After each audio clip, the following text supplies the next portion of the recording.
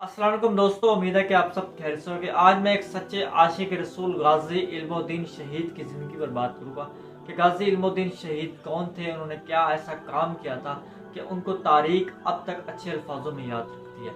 गाजी इल्मुद्दीन शहीद एक आशिक रसूल थे जिन्होंने हजूर सल्लल्लाहु अलैहि वसल्लम की शान में गुस्ताखाना अल्फाज शाया करने पर हिंदू मुसन्निफ राजपाल को वासरे जहन्नम किया था, जिसके नतीजे में अंग्रेजी सेशन कोर्ट ने आपको 22 मई 1929 को सजाए मौत का हुक्म दिया और इस केस की पैरवी कायद आज़म मोहम्मद अली जिन्ना और डॉक्टर मोहम्मद इलामा इकबाल ने की।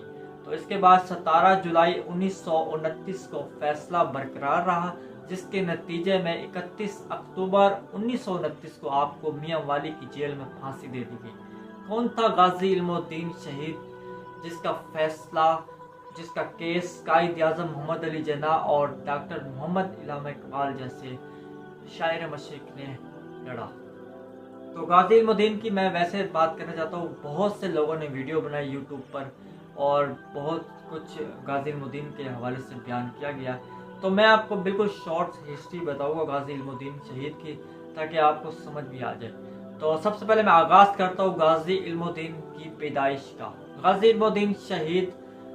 इल्मुद्दीन 4 सितंबर 1908 को तालेमंद के घर लाहौर में पैदा हुए। जब गाजी इल्मुद्दीन के घर एक फ़कीर ने सदा लगाई, तो जब गाजी इल्मुद्दीन की वालदा फ़कीर को खैरात देने गई तो वो फ़कीर बड़े गौर से देखा था गाजी साहब को।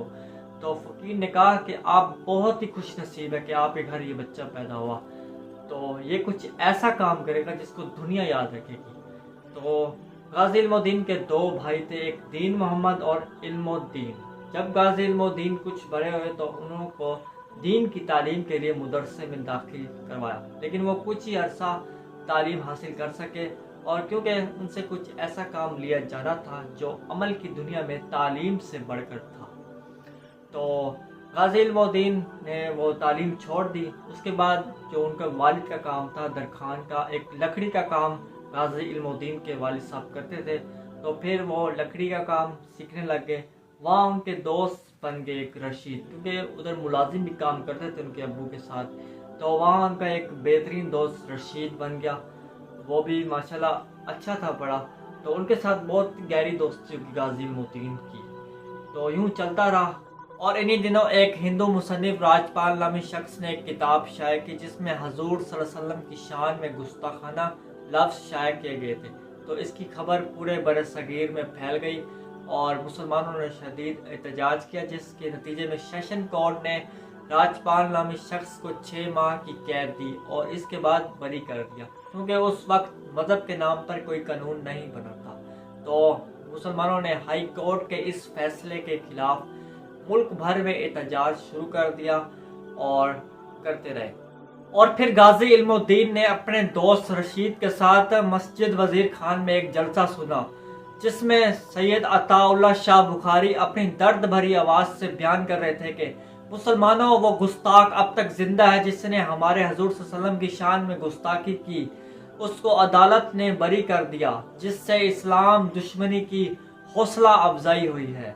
तो ये अल्फाज गाजी इल्मुद्दीन के दिल में उतर गए, तो उसने फैसला कर लिया कि मैं अब गुस्ताख को जहन्नुम वासिल कर दूंगा। तो उसके दोस्त रशीद ने भी कहा कि मैं भी उस गुस्ताख को जहन्नुम वासिल कर दूंगा।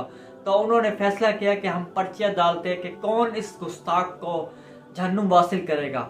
तो पहली पर्ची डाली, तो पहली पर्ची में भी गाजी इल्मुद्दीन का नाम लिखा, दूसरी पर्ची डाली, उसमें भी गाजी इल्मुद्दीन का नाम लिखा, और तीसरी पर्ची जब फेंकी गई तो जब पर्ची उठाई गई तो उसमें भी गाजी इल्मुद्दीन का नाम लिखा था, क्योंकि अल्लाह ने ये काम इन्हीं से ही करवाना था। तो इस फैसले के ऊपर इनको मतलब जहन्नुम हासिल करने के लिए गाजी इल्मुद्दीन बिल्कुल तैयार थे पड़े, क्योंकि तीसरी पर्ची भी उन्हीं की निकली थी। तो उसने फैसला किया कि अब मैं राजपाल नामी गुस्ताख को जहन्नुम हासिल कर दूंगा। तो फिर गाजी इल्मुद्दीन ने कोशिश की, इससे पहले कि 2 लोगों ने और भी कोशिश की थी इनको मारने के लिए, राजपाल को जहन्नुम हासिल करने के लिए, लेकिन वो नाकाम हो गए थे। तो अब राजपाल और फिर 6 अप्रैल 1929 की दोपहर 1 बजे गाजी इल्मुद्दीन ने राजपाल को हस्पताल रोड अनारकली में अपनी दुकान में बैठा हुआ देखा। तो राजपाल ने उसको वहां जाकर छुरियों के वार करके जहन्नुम वासिल कर दिया।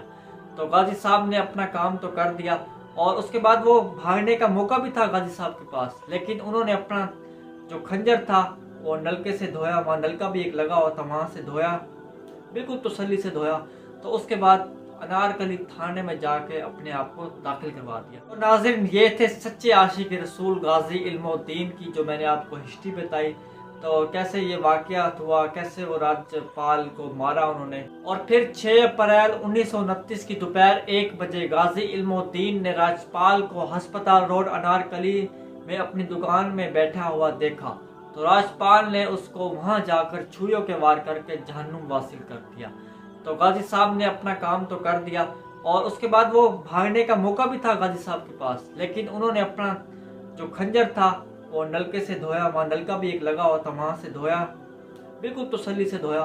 तो उसके बाद अनारकली थाने में जाके अपने आप को दाखिल करवा दिया। तो दोस्तों, यह है सच्चे आशिक रसूल गाजी इल्मुद्दीन जिन्होंने हजूर सल्लल्लाहु अलैहि वसल्लम की शान में गुस्ताखी करने पर राज्यपाल नामी शख्स को जहन्नम वासिल कर दिया। तो जो इनका जो केस था गाजी इल्मुद्दीन का, वो कायद आज़म मोहम्मद अली जिन्ना जैसी शख्सियत ने लड़ा।